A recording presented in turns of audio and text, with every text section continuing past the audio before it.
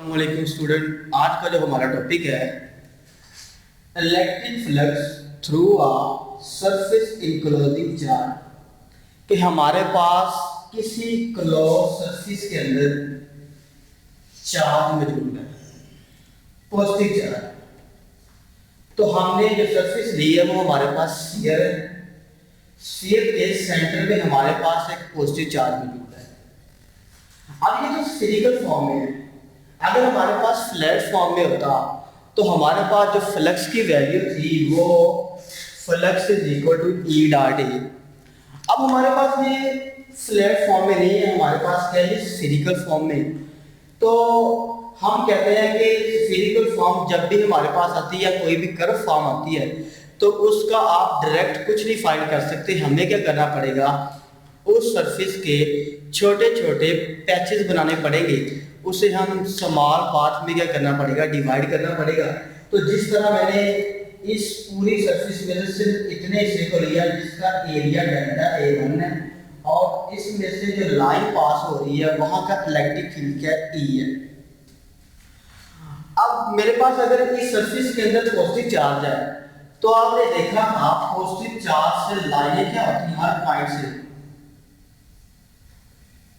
बाहर निकलती हैं। पॉजिटिव चार्ज से लाइनें क्या होंगी, हर तरफ से जो इलेक्ट्रिक फील्ड है वो क्या होगा, बाहर निकलेगा। तो जैसे आप जहां भी आप कोई स्मॉल सा एरिया सिलेक्ट करेंगे, यहाँ पे डेल्टा A1 था, वहां का इलेक्ट्रिक फील्ड E1, फिर E2 एरिया डेल्टा A2, फिर उसी तरह हमारे पास क्या होगा,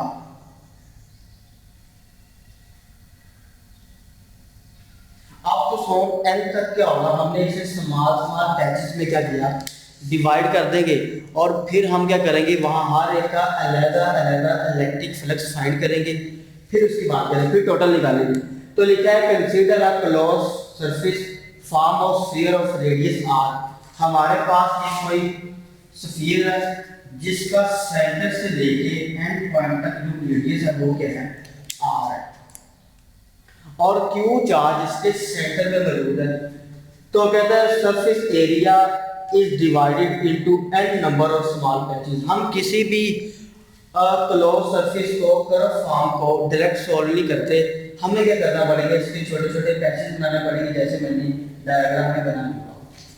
इसी तरह अगर एरिया के मैंने पैचेस बनाए हैं तो हर एरिया में से जो गुजरने वाली इलेक्ट्रिक फील्ड इंटेंसिटी की वैल्यू है वो मेरे पास E1, E2, E3 और E4 है। अब हमने इसका अलग-अलग हर पॉइंट के ऊपर इलेक्ट्रिक फील्ड और एरिया दोनों को मल्टीप्लाई करा के फ्लक्स निकालना है। तो जो हमारे पास फ्लक्स होगा, अगर मैं इस एरिया A1 में से जो इलेक्ट्रिक लाइन पास हो रही है E1 और इस एरिया 2 में E2, इसी तरह इसमें E3, सबका अलग-अलग फ्लक्स लिखूं तो मेरे पास फ्लक्स 1, क्योंकि इसका एरिया डेल्टा है A1 है और इसकी इलेक्ट्रिक फील्ड की लाइन की क्या है, मेरे पास 1 है, तो E डॉट A। सेम इसी तरह अगर मैं फ्लक्स 2 का लिखूंगा तो इस डेल्टा A2 में पास होने वाले लाइन क्या है, E2, इसका फ्लक्स क्या होगा, E2, इसमें डेल्टा भी आएगा। इसी तरह फ्लक्स अगर आप तीसरे का लिखेंगे तो,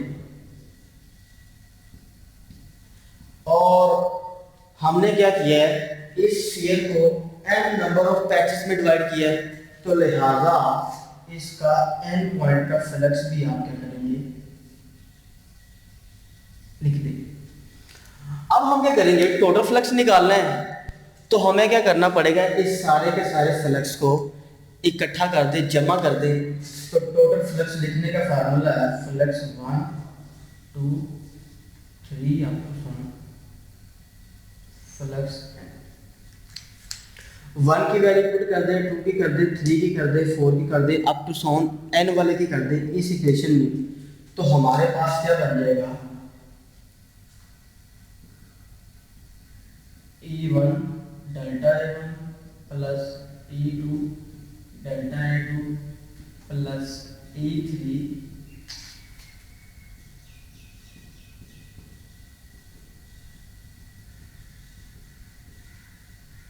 तो मैंने क्या किया, इस इक्वेशन में फ्लक्स 1 2 3 अप टू सोन n की वैल्यूज का पुट कर दी। Delta A1 E1 E2 delta A2 E3 delta A3 up to Son En delta AN।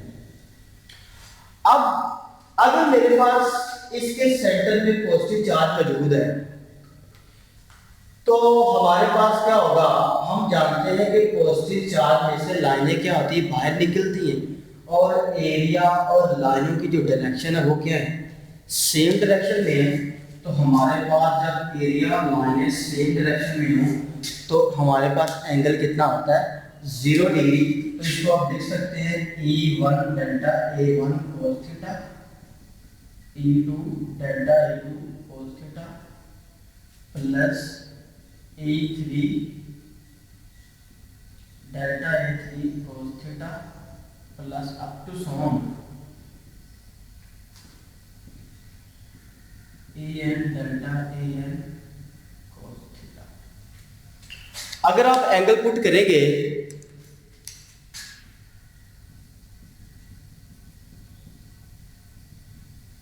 Angle हमारे पास 0 डिग्री है, यहां भी पुट करते हैं।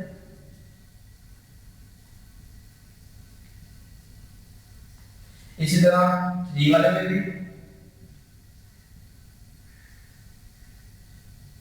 अप टू सोन n वाले में पुट कर दिए इसमें।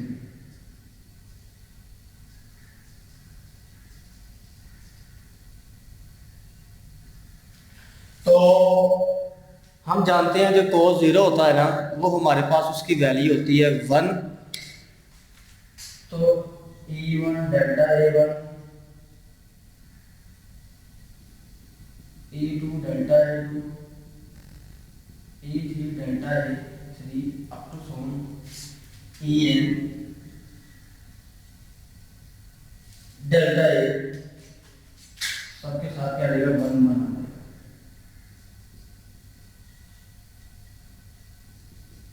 तो 1 को किसी भी नंबर से मल्टीप्लाई करें वही नंबर आ जाता है।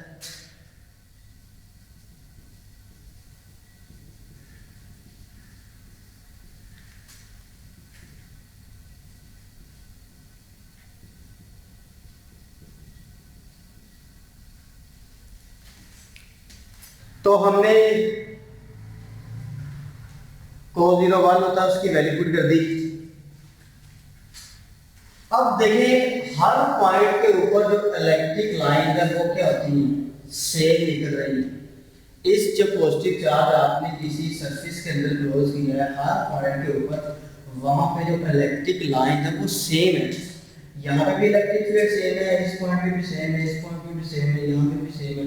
इसका मतलब है कि हमारे पास जो इलेक्ट्रिक फील्ड 1 का इक्वल है 2 के, इक्वल है 3 के, अप टू सोन इक्वल है En के और वो इक्वल है E के, क्योंकि हर पैचेस में से गुजरने वाले जो इलेक्ट्रिक लाइन है वो क्या सेम है।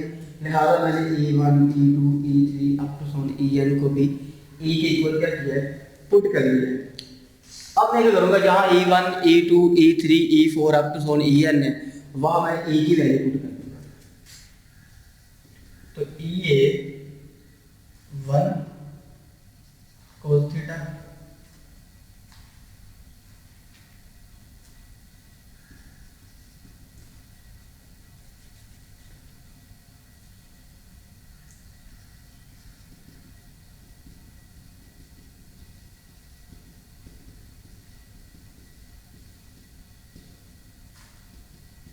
इसको हम रेज कर लेते हैं।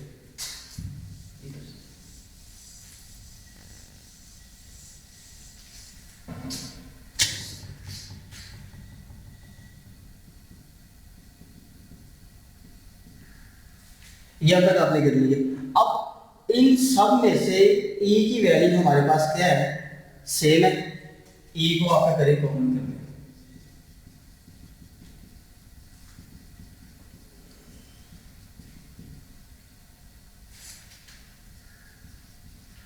तो जब आप E की वैल्यू निकाल लेंगे अगर आप इन स्मॉल स्मॉल पैचेस सबको जमा कर दें, जितने आपने n नंबर ऑफ पैचेस बनाए हुए हैं, तो हमारे पास टोटल एरिया निकल आएगा और वो होगा कैपिटल A। और जो हमारे पास स्फीयर होता है उसका एरिया होता है area of sphere. Area of sphere जो होता है हमारे पास वो होता है 4πr²। तो ऐसा करें, इस एरिया की यहां वैल्यू पुट कर दें और जो हमारे पास इलेक्ट्रिक फील्ड होता है उसकी वैल्यू होती है K/r²। तो हम इसकी वैल्यू पुट करेंगे, ये वाली K की वैल्यू यहां पुट कर देंगे। इस R से क्या होगा, R कट जाएगा। मजीद हम क्या करेंगे, इसको वैसे लिख लें। अब जो हमारे पास K है ना उसकी वैल्यू होती है 1/4πε0। आप क्या करें, इस जगह K की वैल्यू पुट कर दें।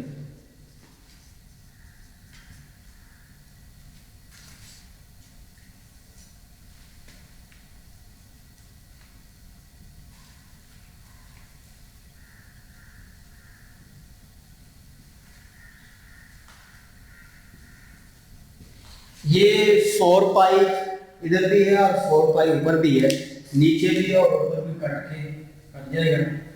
तो हमारे पास फ्लक्स की वैल्यू क्या निकल आई है, चार्ज बटा ε0।